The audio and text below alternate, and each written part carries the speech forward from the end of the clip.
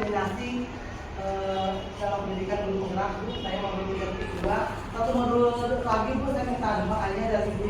Alhamdulillah. Modul 3.2 pemimpin dalam pengelolaan sumber daya. Bu, saya mau perkenalkan dulu ya. Ini fasilitator saya Bu, yang keren nih, Kak Adit Salmi Pangresa. Ganteng ya? Gantengnya masih muda. Terus ya ini Ibu Nida Sinta. Yang enggak siapa itu? Yang kemarin kesini ya? Ya, Bu. Baik ya Bu. Ada 7 aset utama dalam komunitas. Sebelum saya mempelajari modul ini, saya tidak tahu Bu, ternyata ada aset yang kita miliki gitu di dalam setiap sekolah itu.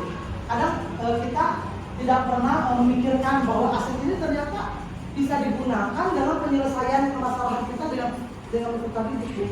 Ini ada yang pertama ada modal manusia, modal sosial, modal politik, modal agama dan budaya, modal fisik, modal lingkungan atau alam, dan modal finansial. Baik Bu, ada kata pengantarnya. Identifikasi aset yang terdapat di lingkungan sekolah menuju dua pelabuhan kartu yang berada di kecamatan Pelabuhan Kartu.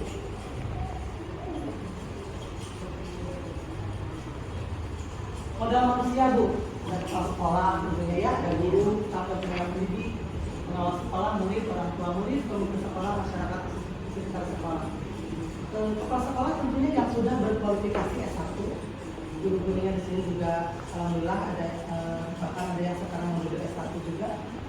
Ada pengawas sekolah, ada murid-murid, ada orang tua murid, dan kita juga sudah mempunyai paguyuban kelas atau komite kelas.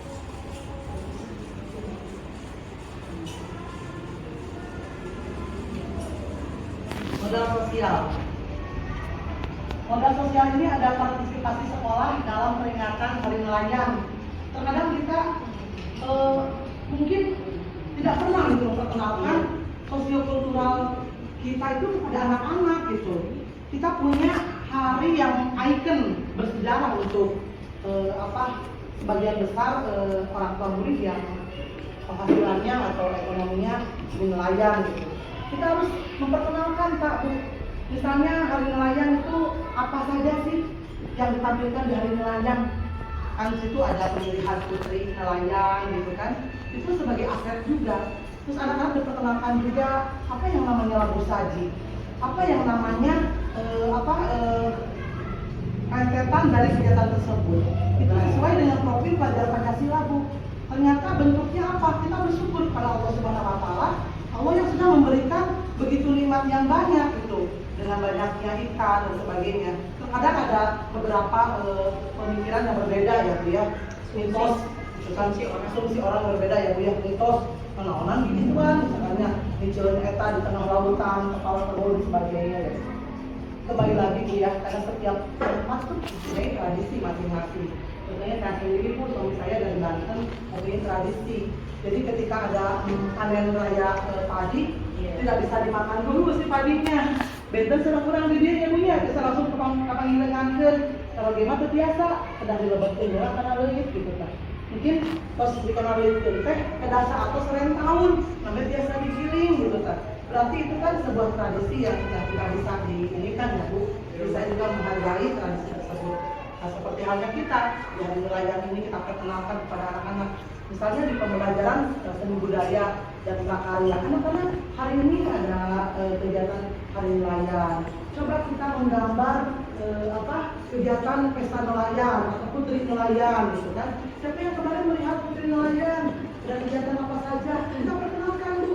Itu adalah modal sosial yang kita miliki ya. Selanjutnya ada kegiatan payung obor misalnya dilaksanakan pada hari santri gitu kan. Suka ada ya Bu ya dilaksanakan. Selanjutnya sekolah kita juga bekerja sama dalam program Keluarga Harapan PKH yang sudah berlanjut hakiki begitu biasanya ya Bu ya, dari tahun berapa kita kan program PKH ini dilaksanakan serta paguyuban kelas yang sudah berjalan begitu apik ya Bu ya. Kerjasama dengan SLBN ini Bu, sebetulnya harusnya terus berjalan ya karena kita sekolah penyelenggara institusi. Tapi karena mungkin beberapa hal kita akan lanjut dulu ya. Mungkin nanti mudah-mudahan bisa berlanjut kembali. Dan aktif dalam organisasi PGRI serta KKB. Itu dari KKB.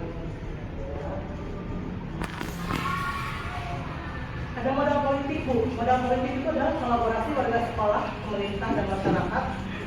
Kita sudah berjalan dengan Polres ya, kegiatan kecil bersama, terus pembinaan juga, ada penyuluhan dan sebagainya. Kerjasama dengan pihak puskesmas juga ya Bu ya. Pemberian apa Bu?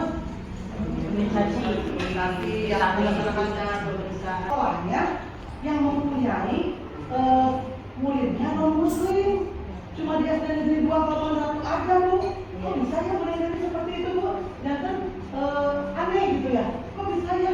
Bagaimana bisa terselenggara gitu? Terus bagaimana sikap toleransinya? Terus orang tuanya bagaimana? Setelah saya jabatkan, Pak Fasul juga luar biasa ingin berkunjung katanya ke SD Negeri 2 Kelapan Ratu. Seperti apa gitu kan?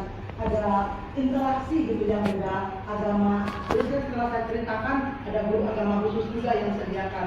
Jadi kan tidak ada apa,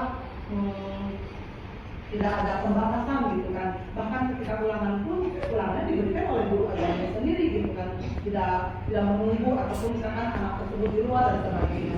Bahkan di acara maulid kemarin tuh ada orang tua yang berpartisipasi juga ya Bu ya, yang muslim banyak ya Bu ya. Nah itu juga Pak Fasil harus Sebenarnya gitu. yang agama Islam tidak memberikan sumbangan, yang lebih besar itu dari agama di luar Islam. Iya, itu sementara kita itu sekolah negeri gitu. Biasanya kan sekolah negeri yang susah. Kalau sekolah swasta itu sudah jelas ya dia, karena banyak pemerintah, banyak